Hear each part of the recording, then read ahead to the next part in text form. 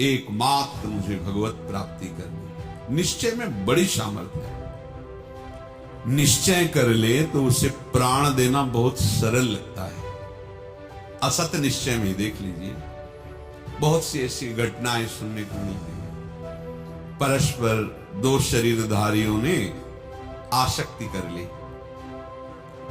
इतनी आसक्ति कर ली कि अब लगा कि अगर हम नहीं मिल पाए तो फिर क्या होगा। दोनों प्राण त्याग देते। तो आप देखो, एक सांसारिक निश्चय ने प्राणों को देने के लिए कितना सहज कर दिया। और हम भागवतिक निश्चय करते हैं कि इसी जन्म में हम श्री कृष्ण की प्राप्ति करेंगे, प्रिया प्रीतम की प्राप्ति करेंगे। और हमको एक छोटा सा विषय त्यागने में भी बड़ा मुश्किल पड़ रहा है। ये ऐसा मार्ग, इसमें दो बातें एक साथ नहीं रहती। प्रेम गलियति साकरी तामे दो न समाए, कि संसार भी बहुत अच्छी तरह से सज कर चलता रहे, विषय भोग भी मनमानी भोगते रहें, और थोड़ा भजन साधन करके भगवत प्राप्ति भी कर लेंगे, ऐसा नहीं होता।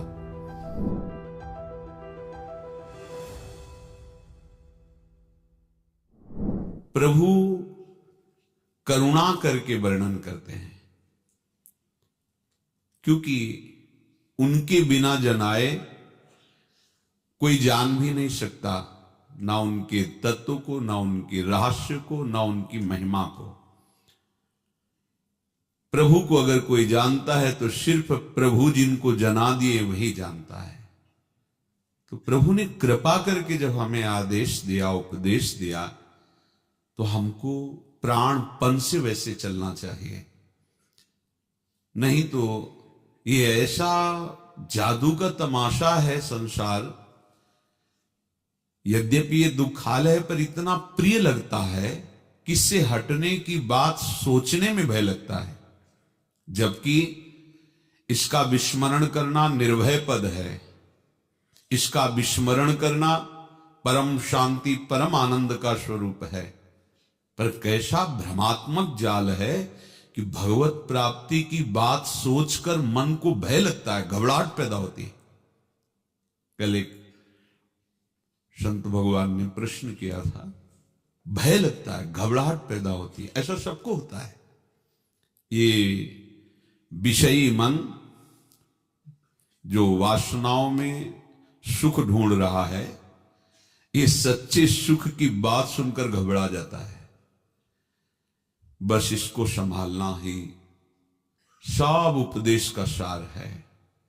यदि मन सत्संगी हो गया तो आपका वो मित्र है, और यदि मन कुसंगी हो गया तो वही आपका सबसे बड़ा दुश्मन है, वही आपका नाश कर देगा। अविनाशी स्वरूप होते हुए भी बार बार जन्मना पड़ेगा, मरना पड़ेगा, और नाना प्रकार के दुख भोगने पड़ेंगे। ये जितने जेल हैं, जितने अस्पताल हैं, जितने दुख हैं, सब इसी मन के द्वारा रचे गए हैं। मनमानी आचरण के कारण ही हमें नरक आदि की यंत्रणा, पुनर्जन्म की यंत्रणा, भारी भारी दुख भोगने पड़ते हैं। मान लो, प्रभु की बात मान लो, तो इसी जन्म में आप खुद देखेंगे, आपको जिस सुख की खोज आप बहुत जन्मों से करते चले आ रहे विषयों में अभी तक नहीं मिला, आप थोड़ा प्रभु की बात मान लीजिए और इधर कदम बढ़ाइए अध्यात्म की तरफ। फिर आप देखेंगे जहां आपको थोड़ा सा भी सुखानुभूति हुई, फिर आप छोड़ नहीं सकते। पर पहले भगवत आज्ञा पर चलने के लिए आपको विषय त्याग जनित जो हृदय में ताप है उसे सहना होगा। वही ताप निष्पाप करके आपके हृदय को निर्मल करेगा। धैर्य पूर्वक प्रभु की अमृतमयी वाणी का श्रवण करें और उसको उतारने में परम लाभ अनुभव करें। यदि उतारते नहीं तो ठीक है, इतना समय मंगलमय गया, पर वो लाभ नहीं मिल पाएगा जिस लाभ के उद्देश्य से भगवान ने उपदेश किया है। जिसका मन भगवत स्वरूप में तन्मय हो गया है, ऐसा तन्मय हो गया जैसे भृंगी कीट ने दूसरी जाति के कीड़े को लाकर अपने घरौंदे में बंद किया और उसे बार बार छेड़ करके अपनी धुनी सुनाया, उसका प्रभाव ये पड़ा, भयवशात वो उसका चिंतन करते करते तदाकार हो गया।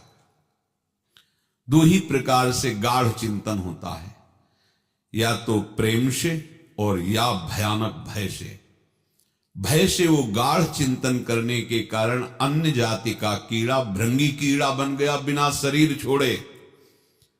वो अन्य जाति का था, तब वो तदाकार हो गया। हम तो प्रभु के ही अंश हैं। यदि हम तन्मय होकर दोनों पद्धति से, चाहे संसार से भयभीत होकर प्रभु का चिंतन प्रारंभ कर दे, या प्रभु को अपना प्रीतम मान करके प्यार से चिंतन प्रारंभ कर दे, किसी भी तरह से वृत्तियां प्रभु में जुड़े तो वो प्रभुमय ही हो जाएगा। ब्रह्मविद ब्रह्मयु भवति, वो ब्रह्म स्वरूप हो जाएगा, क्योंकि वो प्रभु का अंश है, वो अन्य जाति का नहीं है, वो प्रभु का ही है। प्रभु का अंश प्रभुमय ही है, पर अन्य को स्वीकार करने के कारण वो ये भाव भूल गया कि हम प्रभु के अंश हैं। वो इस प्रकृति के अंश में मैं आरोपित करके भटक गया।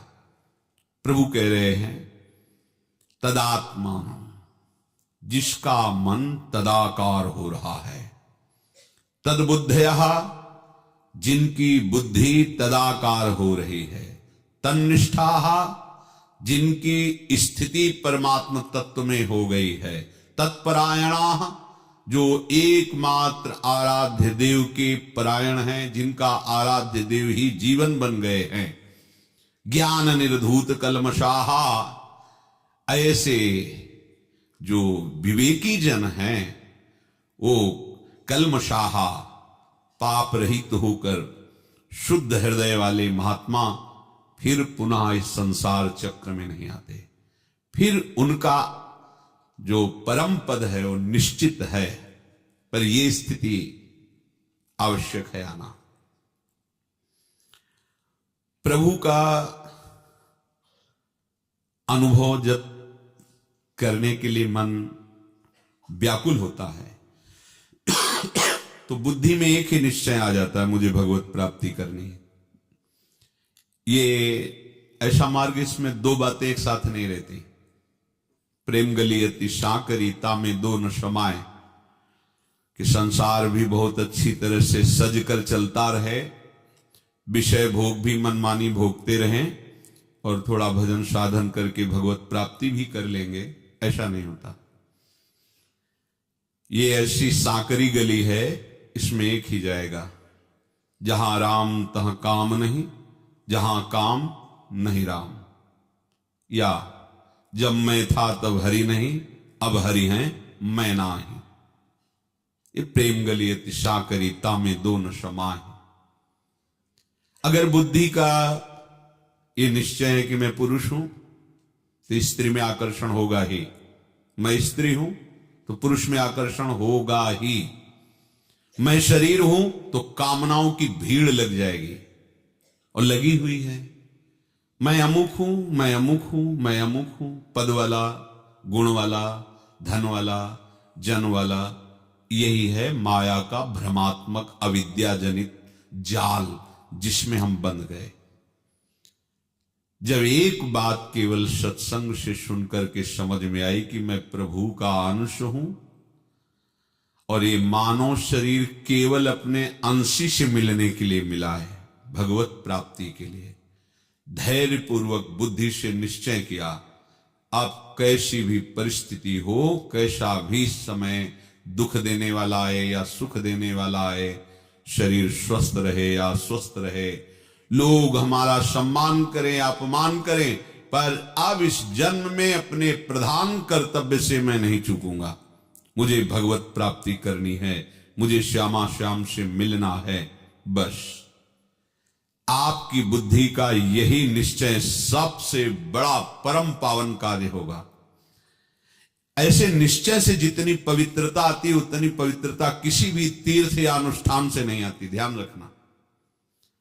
ये जो हृदय को निष्पाप करती है वृत्ति, इससे बढ़कर कोई तीर्थ नहीं, कोई ज्ञान नहीं है, कोई अनुष्ठान नहीं है।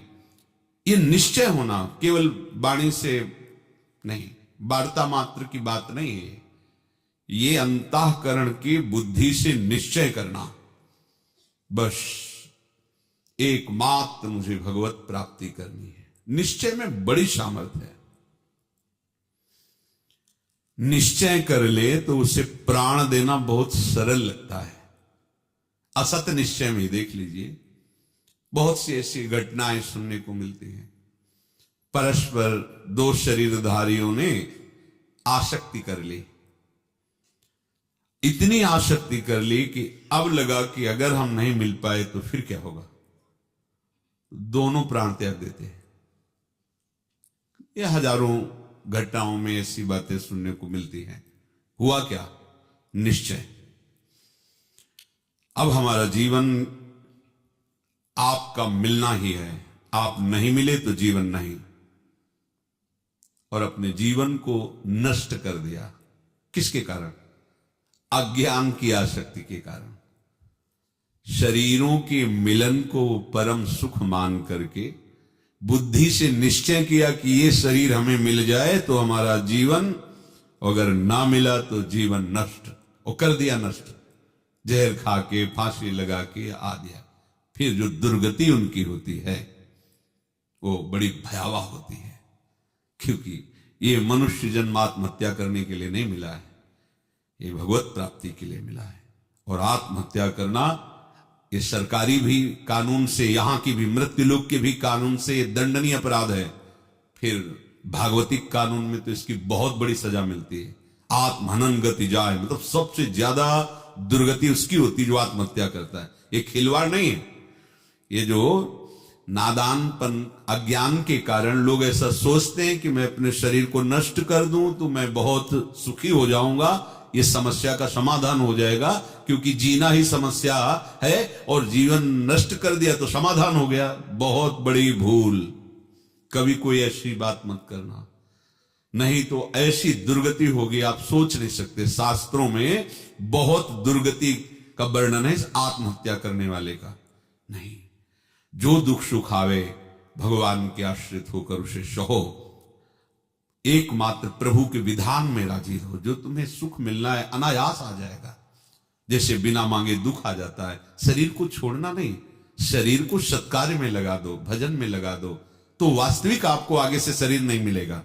आप ऐसे चिदानंद देह के अधिकारी हो जाएंगे कि भगवान के साथ या प्रिया प्रीतम के साथ नित्य रहने का सौभाग्य, उनकी सेवा, उनकी मुख माधुरी के दर्शन करते हुए, गुण गाते हुए जीवन व्यतीत करने का परम सौभाग्य मिलेगा। तो आप देखो, एक सांसारिक निश्चय ने प्राणों को देने के लिए कितना सहज कर दिया।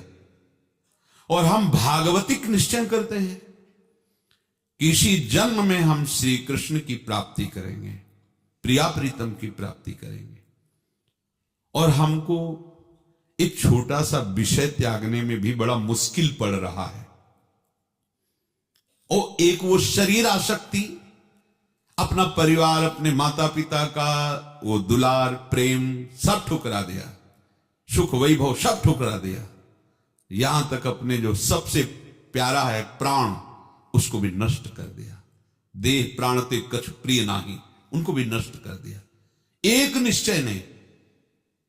तो आपका भागवतिक निश्चय कितना बड़ा होना चाहिए कि अगर ब्रह्मा का परमेष्ठी पद भी मिले तो आपकी इस निश्चय में कोई फर्क नहीं पड़ना चाहिए। नहीं चाहिए हमें परमेष्ठी पद, हमें प्रभु से मिलना है। लेकिन हमारी हालत क्या है?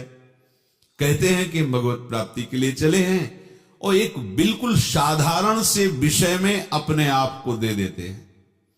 एक साधारण से विषय में, खान पान आदि साधारण सी आराम व्यवस्था में, साधारण की मनोरंजन में है, हम अपने निश्चय के विरुद्ध आचरण कर बैठते हैं।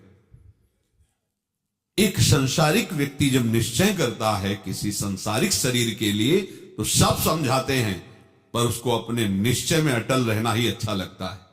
और आप भागवतिक निश्चय वाले हैं जिसमें आपको शास्त्र और सदगुरुदेव समझाते हैं, उसी निश्चय के पक्ष में, पर आप अपना निश्चय छोड़ देते हैं और वो सांसारिक शरीर आसक्ति वाला सब उसको विपरीत समझाते कि तेरा निश्चय गलत है, पर वो अपने निश्चय में अटल रहता है। कैसा भगवान की माया का खेल है। यहां तदबुद्धया, ये तदबुद्धया तभी माना जाएगा जब श्यामा श्याम से बढ़ करके आपको कुछ ना लगे। सबसे प्रिय, सबसे महान, सबसे सगे, सब जितना कुछ आपका संबंध है वो सब फीके पड़ जाए, एकमात्र श्यामा श्याम, तो माना जाएगा कि आपकी बुद्धि अब निश्चय कर रही है कि आप श्यामा श्याम को प्राप्त करना चाहते हैं। कुछ भी प्रिय नहीं लगता, और न कछु सुहाय, कुछ अच्छा नहीं लगता। किसी भी तरह की हंसी मजाक, खान पान, सुख भोग, सामग, सब उसे काटने दौड़ते हैं।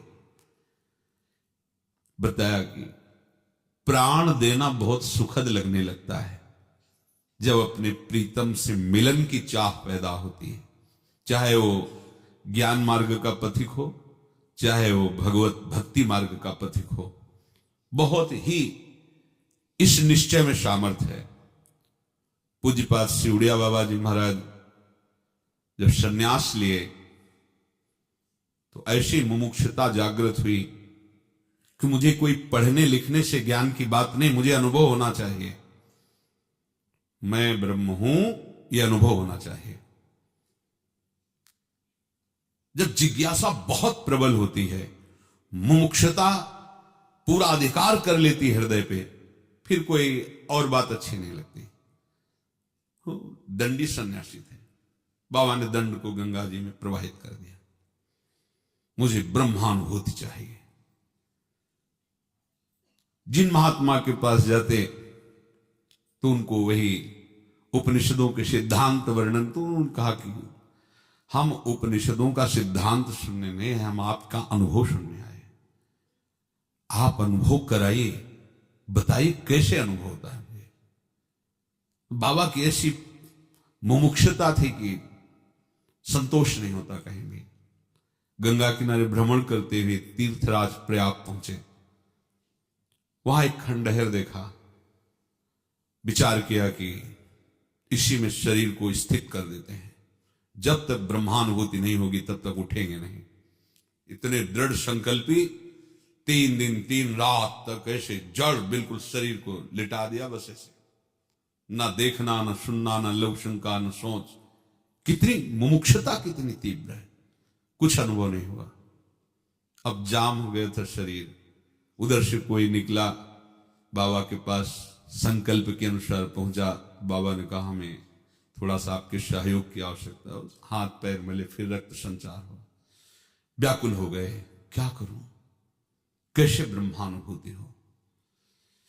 अब तो जिया नहीं जा रहा, चलो या तो ब्रह्मानुभूति या शरीर को गंगा में विसर्जित कर देते हैं। ब्रह्मानुभूति हो नहीं रही तो शरीर को क्या करें।